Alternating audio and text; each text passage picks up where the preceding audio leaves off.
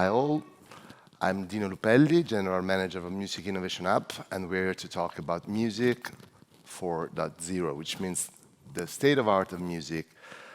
Music is a very old industry. It was based more than 200 years ago when intellectual property was, for the first time, monetized.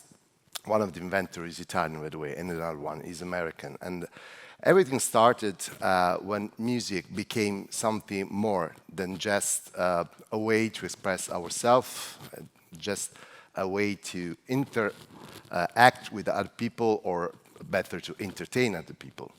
So music is something bigger. So let's go and discover a bit what some people said about music, some statement that you can find easily online. This guy comes from a whole era, but already understood the relevance of music in education. This other guy is as well is important for the human history and said something very useful to understand how music works with our brain, how music interacts with our brain to empower our possibility of thinking. And this guy went very far on this. This other guy is very famous. He's a musician. He's the first one of the musicians. We had their statement here, and said something different. Music is a safe kind of high. This means something that in that era was not exactly what people normally think about music, and especially going high. And this is a study, or better, is a picture, and that refers how music impacts on the different sides, on the different areas in our brain. So music is much more important than you normally think. You normally listen to music and you think it doesn't affect more than just entertain yourself, or as the keyword of today's session here in Regeneration makes you a bit happy. No, it makes much more than that. It makes you more efficient, makes you more sometimes also more, focused on what you are doing, despite it is just in the background. So, in this era, it's time to go a bit further. It's time to talk about music for the next years to come. It's time to talk about music as part of the general movement which is working on regeneration, regenerate the planet and our community and our society. So what exactly music can do for all of us and for this movement, and which is the movement which is hosting us today here. Music Innovation Hub started working just 2 years ago. Our aim is trying to connect the Italian music ecosystem with the rest of the world, but also to lead a change. And actually, this something happened just a couple of months ago. What happened exactly? You know, everything in the music industry is now under a big lens, because the music industry, as well as other entertainment areas, are really, really impacted very badly by the COVID era, let me say, the period. Most of the industry is stopped. Not all of the industry, but most of the industry is stopped, especially the live music, the so-called live music industry. But live music industry is not exactly the entire music industry. It's more like, in terms of money, in terms of income, it's just the 30%. So this means that COVID is not impacting the whole music movement, but at the same time, it's giving us a lot of time to reflect, because the rest of the music industry is based actually on music tech companies, so it means a lot of digital things happening, which works perfectly with the liquid music that we use and listen now since, let me say, 20 years now. So we are really far from what we call the digital revolution. We are in a era that we can call post-digital devolution. It happened, already happened. So music has to focus on new purpose, has to focus on new solutions for the actual crisis, but in a long-term way. This solution impacts especially for the live industry, but as a larger scenario where it's going to happen. First of all, Music Innovation Hub thought that in the last 6 months, we need to find solution to let workers survive and let people involved in the live music industry survive. So we created a fund supported by Spotify and the main major company association in Italy, and we are collecting almost, this is our aim till the end of the year, of 1 million euros to distribute to all the workers which are at home and can certify to us that they are in trouble. And most of those people are in really high trouble. Then we started connected the industry in a specific way, not trying to focus on their own interests, but trying to focus on what the industry, the ecosystem can do for the rest of the society and for the planet. So we started drawing this manifesto. The Manifesto of Responsible Music is something that we presented for the first time just 5 weeks ago, let me say, in Verona, during a very important week where all the major labels, all the major promoter of live music and also music tech companies joined together, us, like we are doing here in Parma, in a very special and unique in the history moment. They were focusing on the future, on a better future, without thinking that they are also companies that compete to each other. Thinking in a proper way that an ecosystem has sometime the need of take a rest and think bigger and keep the eye longer and further. So this is what we do. So what music can be considered as a higher value? It's a product, it's a cultural product. No, as Music Innovation Hub, we started this statement, said music is a common good. Music is something that believes to humanity and has to be treated like that. Music is not just a product to sell, but it is a product to sell, and we will see how. But at the same time, if you start thinking that music is a common good, then you start protecting it. And the protector of music as a common good are all of us, all the workers, all the artists, all the managers, all the people that are involved in this wonderful industry.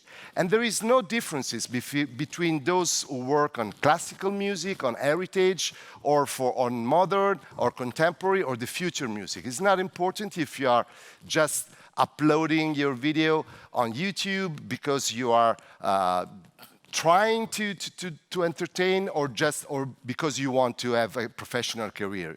Music is a common good. That's the common way to think about music. Then we can start thinking music in a proper way. So what exactly music can be and what we can do in the music industry to keep it being as we want to be, starting from this proposition, music as a common good.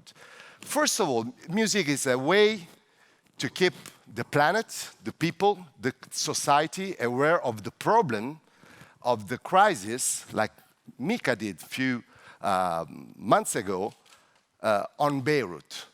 Which kind of movement, cultural movement or political movement can be so straight, transparent, direct to do something like this guy did? A video streamed concert just to collect money to support Beirut during the last crisis. This was a huge success of audience, a huge success of collecting money, and also a very nice message. Entertaining, but at the same time also giving a positive and a social message and a practical help.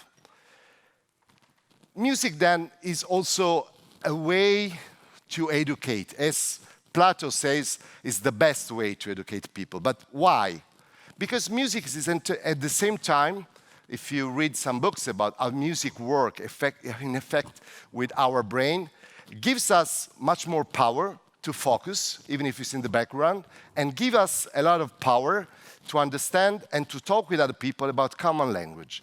Try to engage some person, and if you don't share the same language, let me say English or French or whatever, start talking in music, start thinking about music, and you will find for sure something that you both know that you can share, that you already shared.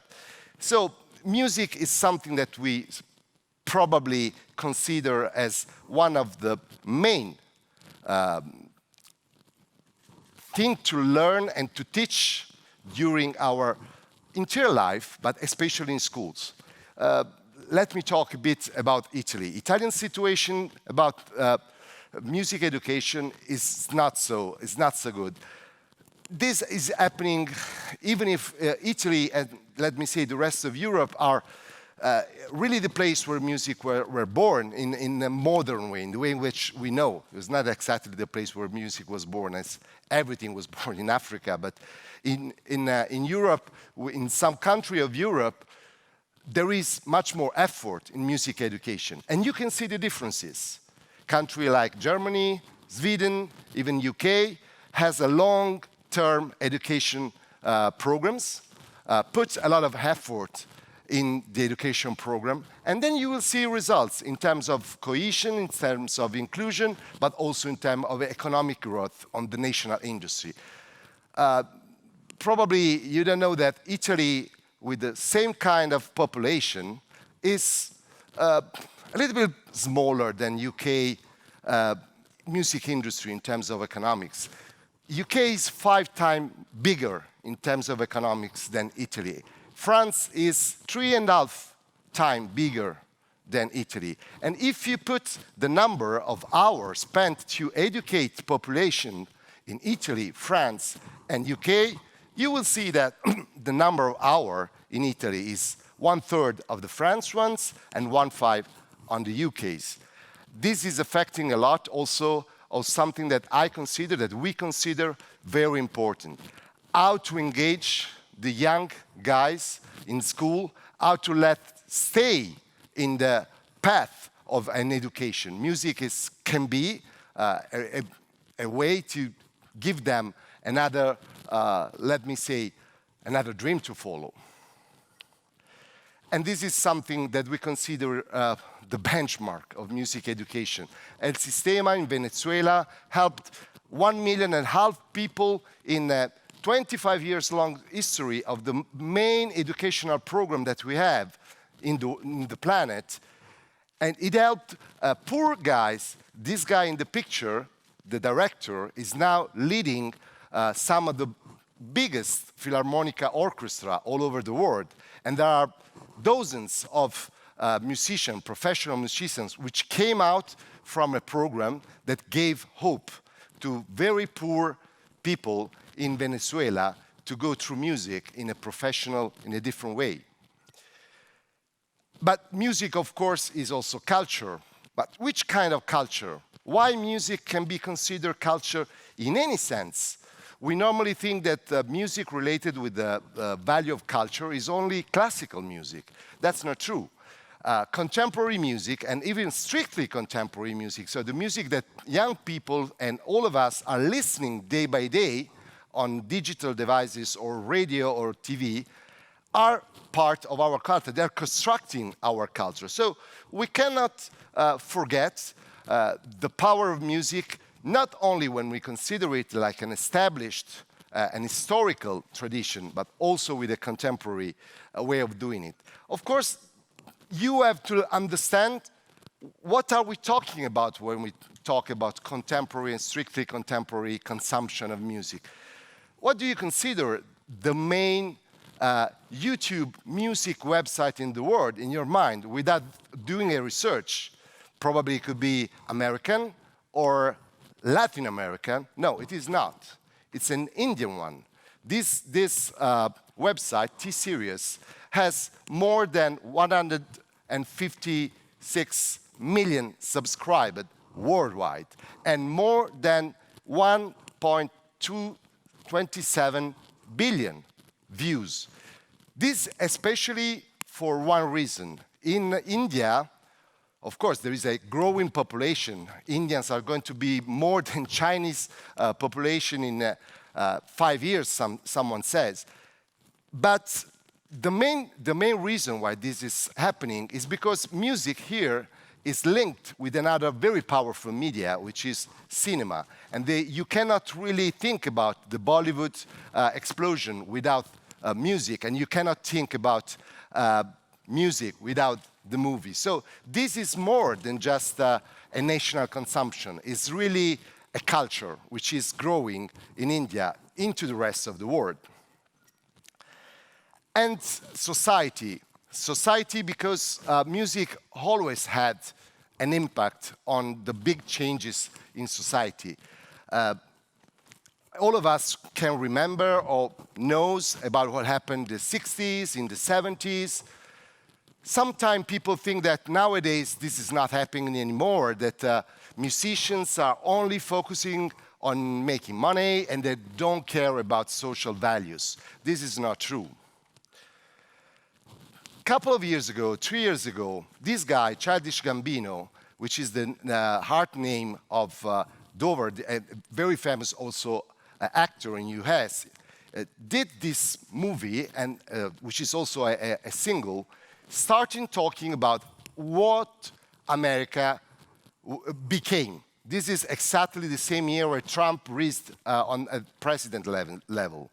This video started a movement that already all of us knows, the Black Lives Matter movement, which went through the world, and nowadays, let me say 3 months ago, there was a big explosion, for example, of donation for the Black Lives Matter movement by Korean guys, followers of the so-called K-pop movement. The K-pop movement is, let me say, something that we are missing probably in Italy, but the most important thing to know is that during the COVID era, one of the band, BTS, of K-pop movement, the leading band of this movement, had a live show streamed and paying for 7.7 million people at the same time. So this is something that we don't consider.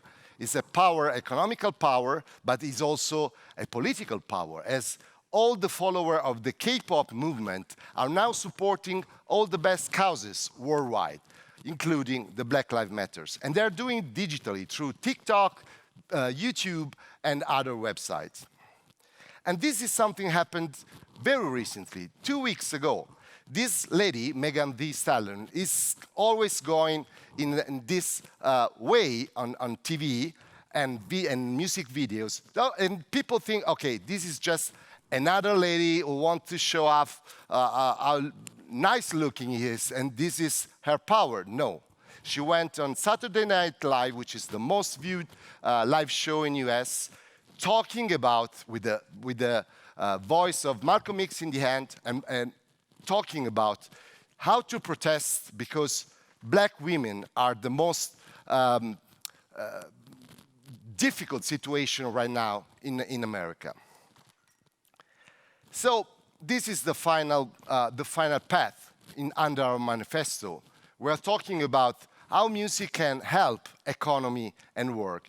Don't forget that if you think about sustainability, music nowadays, I think, is one of the most sustainable industry, because music doesn't cost in terms of consumption of material, does have a completely digital distribution, and of course, we can do a lot more on live music events, where there are some problems with vast management and consumption, but music is going more and more in the direction of being sustainable from this point of view. At the same time, it's growing a lot. Most of the people think that digitalization, what happened in 2000, and the end of vinyl sellout or CD sellout gave to music problems. This is not true. Everything came back after 20 years to that time for the companies, and something is going better. Even during this period, I want to suggest to take a look at what is going on in the COVID era, because this is something really affecting our sector. But this is a projection that Goldman Sachs did a few years ago. There are also new numbers.